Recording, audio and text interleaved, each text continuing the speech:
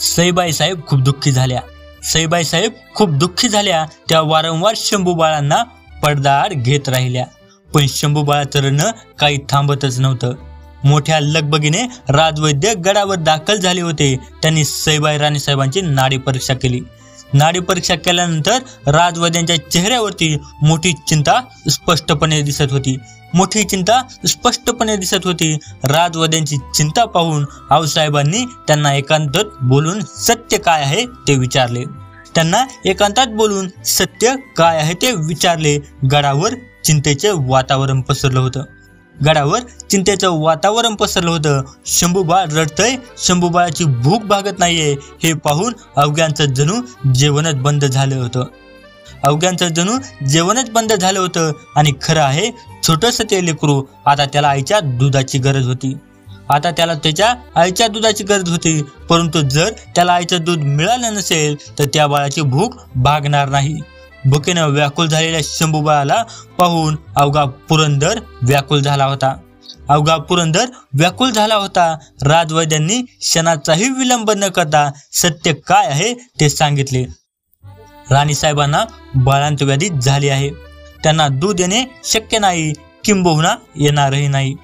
अंगावरचे दूध येणार नाही. त्यामुळे शंभूराजांच्या प्रकृतीला मोठा धोका निर्माण होईल. त्यांना फार काळ भुकेपोटी ठेवता येणार नाही. जर ते फार काळ भुकेपोटी राहील तर त्यांच्या प्रकृतीमध्ये अजून खूप मोठा बिघाड होऊ शकतो. ही धोक्याची सूचना राजवैद्यांनी आऊसाहेबांसमोर मांडली. आऊसाहेबांनी यावर काही उपाय आहे का विचारले. त्यावर राजवैद्य म्हणाले, लवकरात लवकर शंभू बाळांसाठी दुधाचा शोध घेणे गरजेचे आहे. लवकरात लवकर शंभू बाळांसाठी दुधाचा शोध घेणे गरजेचे आहे. अशी आई जी नुकतीच बाळांतीन झालेली असेल. अशी आई जी नुकतीच बाळांतीन झालेली असेल. राजवैद्यांनी दिलेल्या सल्ल्यानुसार आऊसाहेबांनी शंभू बाळांसाठी दूध आई शोधण्यासाठी गडावरून माणसे रवाना केली. आऊसाहेबांची शोध मोहीम कामी आली. पुणे जिल्ह्यातील नसरापूर लागत कापूर वऱ्हाड नावाचं गाव आहे. तिथल्या तुकोजी गाडे पाटलांच्या पत्नी धाराई नुसत्याच बाळंत झालेल्या होत्या. वार्ता कानी येताच आऊसाहेबांनी धाराईंना किल्ले पुरंदर बोलावणे केले.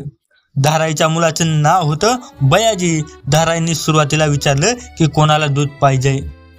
मी स्वतः बाळंतीण झाली आहे, पण मला माझं लेकरू सांभाळायचं आहे. तुम्ही दुसरी दुधाई शोधा असा सल्ला त्यांनी दिला.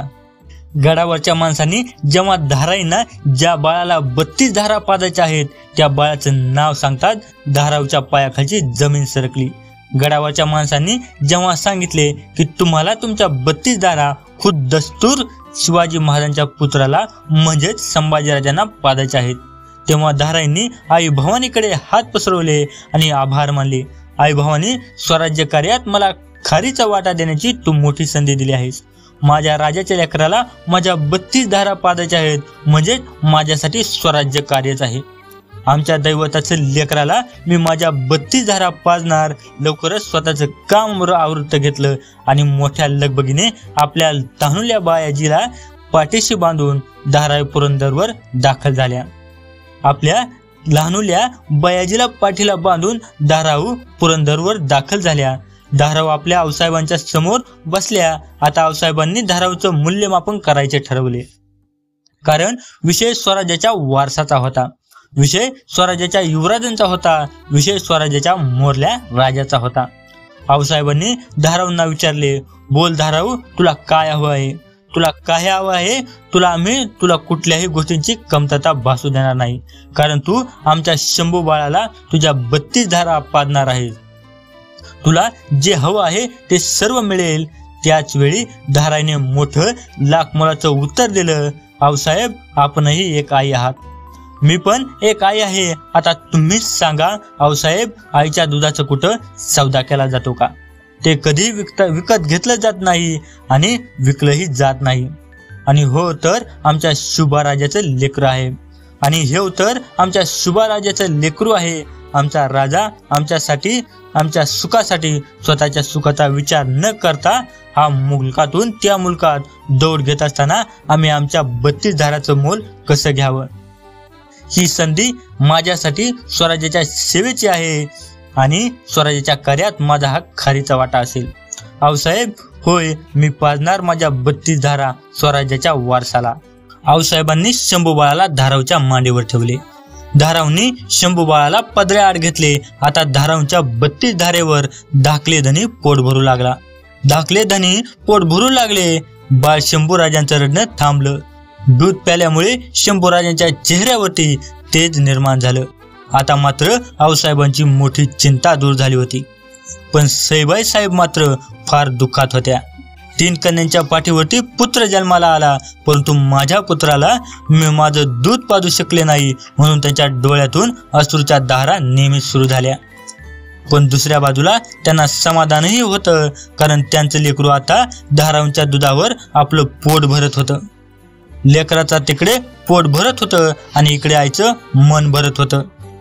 नियतीने शंभूराजांच्या बालपणापासूनच किती अवहेलना केली. ज्या शंभूराजांना स्वतःच्या आईचं दूध महत्वाचं होतं, त्या नियतीने त्या आईचं दूध त्यांच्या नशिबी येऊ दिलं नाही. 9 महिने आपल्या पोटात वाढलेलं बाळ आज दुसऱ्या बाईच्या अंगावर दूध घेतोय. हे बघून सईबाई महाराणी साहेबांना किती दुःख होत असेल. पण धाराव मात्र स्वतःच्या पोटच्या पोराप्रमाणे बाळ शंभूराजांच्या काळजी घेऊ लागल्या. बाळ शंभूराजांची काळजी घेऊ लागल्या. वेळोवेळी त्यांना दूध पाजू लागल्या. निव्वळ अंगावरचं दूध पाजणं नव्हे, तर त्यांच्या संगोपनही करू लागल्या.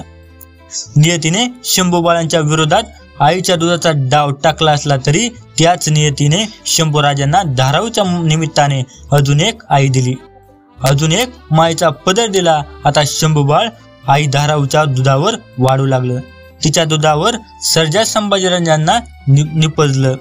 सर्जा संभाजीराजांना निपजलं. त्रिवार मुजरा त्या मातेला, ज्या मातेनं तिच्या 32 धारा पाजून स्वराज्याचा वारसाला, त्या शंभूराजांच्या धाराव मातेला छत्रपतींच्या स्वराज्याकडून त्रिवार मानाचा मुजरा.